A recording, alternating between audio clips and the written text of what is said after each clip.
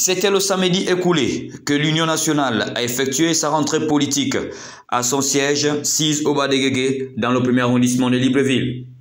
En effet, c'était l'occasion pour le parti d'affirmer son engagement pour le pays à travers l'éveil des mentalités, surtout en ce qui concerne la responsabilité de chaque Gabonais à soutenir le processus de transition très important pour le Gabon d'après. Mes très chers compagnons, nos priorités doivent entrer en résonance avec celles du pays. Elles doivent nous permettre de prendre toute notre part à la vie publique, à la construction de la démocratie, à l'élargissement de l'espace civique et au raffermissement de la cohésion sociale. C'était des moments de gaieté appréciés par les partisans qui sont venus nombreux prendre part à ces instants de convivialité. C'est un grand moment de notre grand parti, cette rentrée politique, à l'occasion de cette rentrée politique, donc, la présidente par l'intérim, Madame Janine Koumba, a délivré un message pour dire aux militants, aux partisans du peuple gabonais, nous devons être en phase avec cette élite. C'est par la prestation de nombreux artistes conviés pour la circonstance et l'exécution de l'hymne national que ces moments se sont clôturés. C'est un Gabon qui ne veut plus laisser un seul Gabonais en marge de sa croissance. C'est ce qui ressort de l'Assemblée constitutive de cette nouvelle association gabonaise d'aide aux personnes âgées, AGAPA, qui s'est tenue ce week-end au charbonnage dans le premier arrondissement de Libreville. En effet, il n'est plus question de laisser pour compte ces hommes et femmes qui ont servi le pays, qui nous ont éduqués et même transmis des valeurs. C'est ici l'occasion pour nous de leur témoigner notre amour à ceux qui sont déjà arrivés au soir de leur vie. Présenter déjà le but de l'association, donc de venir en aide, apporter du soutien aux personnes âgées vulnérables. Cette assemblée a donc été l'occasion de mettre en place ce qu'il faut pour mener à bien cette noble cause. Un bureau a été établi, il a été également mis en place des commissions, bref, tout y était pour que la bataille pour l'aide aux personnes âgées soit effective. Il y a un bureau qui a été établi, il y a des objectifs qui ont été présentés, il y a des commissions qui ont été déclinées pour pouvoir... Un appel est lancé aux plus hautes autorités de notre pays. Un mot à l'endroit de nos autorités, ce serait de dire aux autorités qu'aujourd'hui il y a une urgence en faveur, une urgence pour les personnes âgées qui demeure depuis plusieurs années.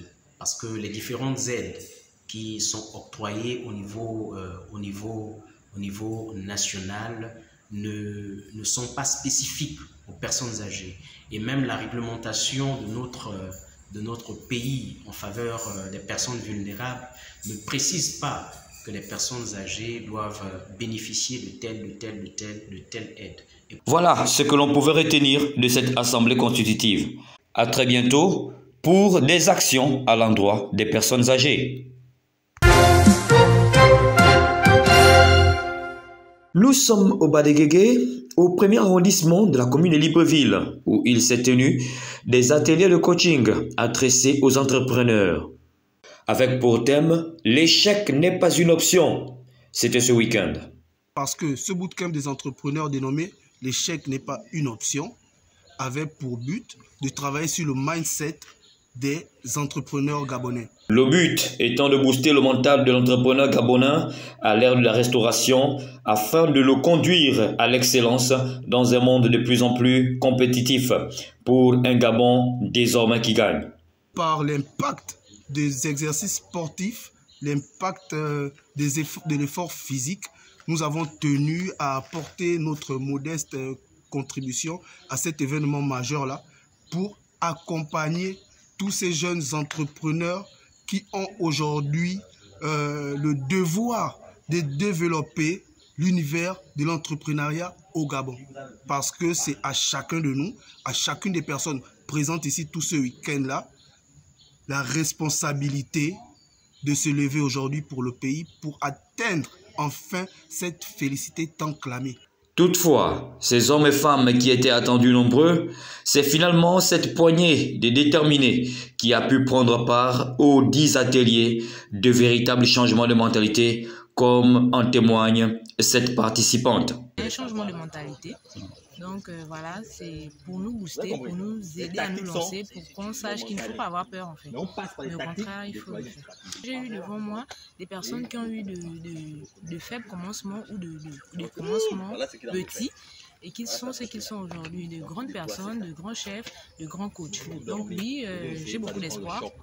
C'était donc des moments de boost qui ont été gratuitement offerts par un digne fils du pays qui n'est plus à présenter, Christ Combegnondo, alias Danger.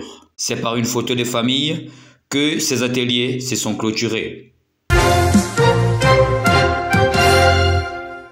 Le week-end écoulé, la Chambre de commerce de Libreville a réuni les pharmaciens autour de la thématique « La pharmacie, enjeux économiques et responsabilité sanitaire ». Ici, il était question de débattre sur les rapports existants entre les pharmacies et les assurances, qu'elles soient privées ou publiques. Au sortir de ces débats, des recommandations seront présentées au gouvernement qui devra apprécier les résolutions adoptées. Alors, la première séance, nous avons mis sur la table certaines problématiques liées à notre relation avec les assurances, qu'elles soient privées ou la CNAMGS. Nous avons déjà mis l'accent sur les premières recommandations. L'objectif poursuivi étant d'offrir aux populations gabonaises des médicaments de bonne qualité, tels que voulus par les hautes autorités de notre pays, en tête desquelles le président de la transition, chef de l'État, Biscotter Oligui Nguema. La santé, notamment le secteur pharmaceutique, constitue une des priorités des plus grandes autorités de la République, en tête desquelles Monsieur le Président de la République, chef de l'État, son Excellence le général Biscotter Oligui Nguema, présidé par Monsieur le Premier ministre, chef du gouvernement, de mettre en œuvre toutes les stratégies visant à pouvoir permettre un accès équitable à des médicaments de bonne qualité à l'ensemble des populations. L'intérêt ici étant donc de voir les populations gabonaises bénéficier des offres de qualité pour une santé optimale. Ce début de semaine, les partisans du PSD ont présenté à leur président leurs vœux les meilleurs, à leur siège du Haut-des-Guégués.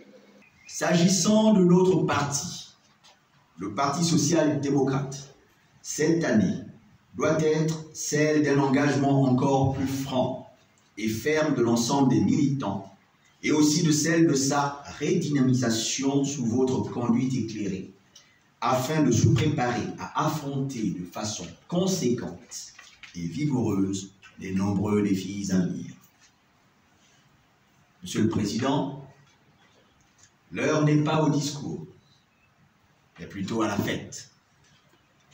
Bonne et heureuse année 2024 à vous, à nous qui sommes ici présents, mais aussi à l'ensemble des compatriotes disséminés à travers le Gabon. C'était un moment chargé de convivialité et de gaieté, au cours duquel un cadeau a été offert au président du dit parti. C'est par le discours du président que cette cérémonie a été clôturée. Le CETERI,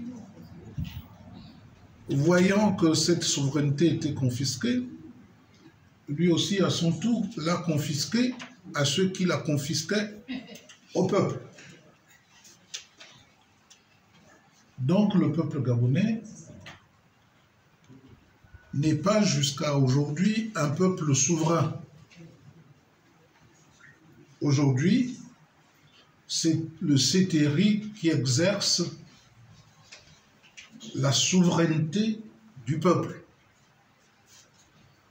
À cette différence près que le peuple gabonais fatigué de se voir ridiculisé a applaudi des deux mains l'arrivée du CETERI en se disant au moins la souveraineté que prend dans ses mains et qu'il arrache non pas au peuple gabonais, mais au PDG, que nous préférerions voir l'armée prendre cette souveraineté plutôt que de laisser le PDG la conserver encore longtemps, avec l'espoir que dans 2 ans, notre armée patriote restitue cette souveraineté au peuple gabonais. Bonne et heureuse année 2024 à l'ensemble du peuple gabonais, a clôturé le président du PSD, Pierre Claver Magamoussavou. Ce vendredi 26 janvier 2023, le ministre en charge des comptes publics, Charles Mba, faisait le tour du propriétaire et c'est à la direction générale des comptes publics, sise à l'immeuble Rambo, que nous l'avons rencontré. C'était à la fois une visite normale d'une autorité, d'un ministre à ses services. C'est aussi une visite avec un point d'affection particulière puisque je suis particulièrement attaché à cette direction générale. C'était l'occasion pour le ministre de s'imprégner des conditions de travail du personnel sous tutelle. Conditions qui ne sont pas toujours les meilleures, à entendre les propos de celui-ci. Connaissance des conditions de travail des collaborateurs, est-ce qu'ils sont bien installés, est-ce que les bureaux sont suffisants, est-ce qu'ils ont le matériel, est-ce qu'il y a de l'eau, de l'électricité, est-ce qu'ils sont bien installés pour produire le travail qu'on leur demande. C'est après une remise de cadeaux au ministre que ce périple a pris fin.